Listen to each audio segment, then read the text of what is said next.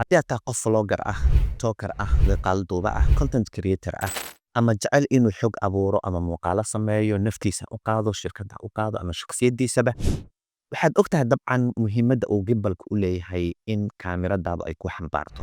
Sababtoo ah gimbal la'aan waxaa laga yaabaa gacantaadu in shaking badan ama dhaqdhaqaaq badan uu ku jiro, laakiin gimbalku waxa uu maareynayaa, nidaaminayaa, isla markaana uu xakameynayaa dhaqdhaqaaq kala duwan ee gacantaadu ay samayn lahayd marka aad kaamiradaada ama telefoonka wax ku duubayso.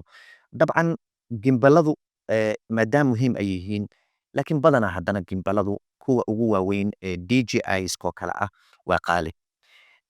Taa layskuma diidana. Laakiin haddeer waxaan gacanta ku hayaa mid ka mid a gimbalada tayada leh ee haddana raqiiska ah ee aan Sanguni ka soo helay oo aan tijaabiyey. Dabcan gimbalkan waxaa loo yaqaanaa Toki M01. Toki M01 wuxuu leeyahay stabilization ama xakameyn 3 axis ah, 3 dhinac ah, X, Y iyo Z. Dabcan gimbaladu shaqada ay qabtaan sidaan hore kugu soo sheegay waa stabilization iyo xakameynta dhaqdhaqaaqa telefoonka ama kaamirada markaad wax duubayso.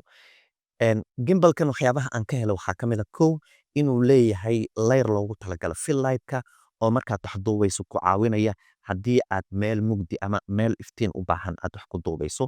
Sidoo kale waxyaabaha aan ka helo waxaa ka mid ah inuu leeyahay 3600 oo milliampere oo battery oo loogu talagalay ilaa 8 saacadood oo kale inuu kugu shaqeeyo. 8 saacadoodna dabcan waad dareemi kartaa qof content creator wax badan ay u tahay. Oo haddii hal mar aad jarjarayso 3600 oo milliampere, dabcan taleefanada qaar ayaaba 4000 oo milliampere batterigoodu yahay. Marka batteri weyn ayuu leeyahay oo kaa saacidi kara inaad waqti dheer wax ku duubto, gimbalkana uu ku shaqeeyo. Marka ugu horeyso gimbalka aan daaro, dabcan isaga ayaa positionka saxda qabsanaya, isaga ayaa istoosinaya.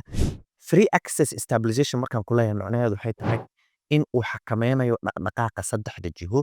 Tusaale ahaan telefoonkeyga haddii aan rabo inaan seexiyo iyo haddii aan rabo inaan toosiyo inta buu iga saacidayaa oo halkan ayuu leeyahay joystick sida PlayStation-ko kale aad gacanta PlayStation-ko kale aad ka xukumi karto 4 dhaqdhaqaaq. Halkan sidoo kale waxaad ka xukumi kartaa wareegga X-ka ah oo 360 degree aad ku wareejin karto. Sidoo kale waxaad samayn kartaa in midka telefoonka kor iyo hoos inaad wax u duubto oo sidaa oo kale ama sidaa aad tiraahdo. Stabilizations kala duwan oo 3 dhinac maadaama uu leeyahay, waxyaabaha kale uu ku fiican yahay waxaa ka mid ah tripod yar ayuu wataa oo saad u istaajin karto. Dabcan tripodkan wuxuu ku fiican yahay marka aad telefoonka meel dhigayso oo aad adiga isduubayso ama walax aanan dhaqdhaqaaqayn oo kale aad duubayso. Sidoo kale wuxuu leeyahay application loogu talagalay inaad ka maareyso. Application waxyaabaha uu kaa saacida waxaa ka mid ah face tracking oo kale. Haddii telefoonka halkan aad dhigto isla markaana application-ka aad isticmaasho, application-ka wuxuu kaa saacidayaa in wejigaaga marka aad duubayso uu wejigaaga aad doorato kadibna dhaqdhaqaaqaaga uu raaco hadba meesha aad u dhaqaaqdo isaga uu kula dhaqdhaqaaqo.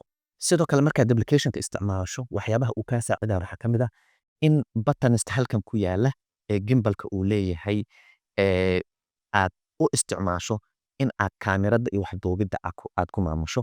Tusaale ahaan buttonadan oo kale waxaad u isticmaali kartaa zoom-ka oo kale. Buttonkan oo kale waxaad u isticmaali kartaa inaad joojiso ama aad bilowdo duubidda. Sidoo kale buttonkan waxaad u isticmaali kartaa inaad layrkan fill light-ka aad ka damiso. Dhowr button halkan ku yaala waxaad u isticmaali kartaa qaybna inaad gimbalka ku maamusho, qaybna aad ku maamusho duubidda muuqaalka ee telefoonkaaga. Gimbalkan qiyaastii waxa uu ku lacag yahay $70 oo kale.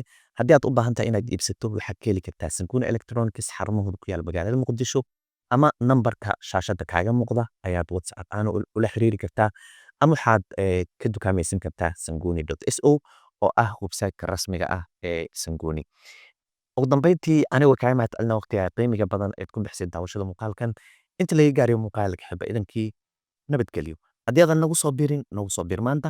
Haddii aadan muuqaalka jacayl u reebin fadlan jacayl u reeb ama like u reeb. Waad mahadsantahay.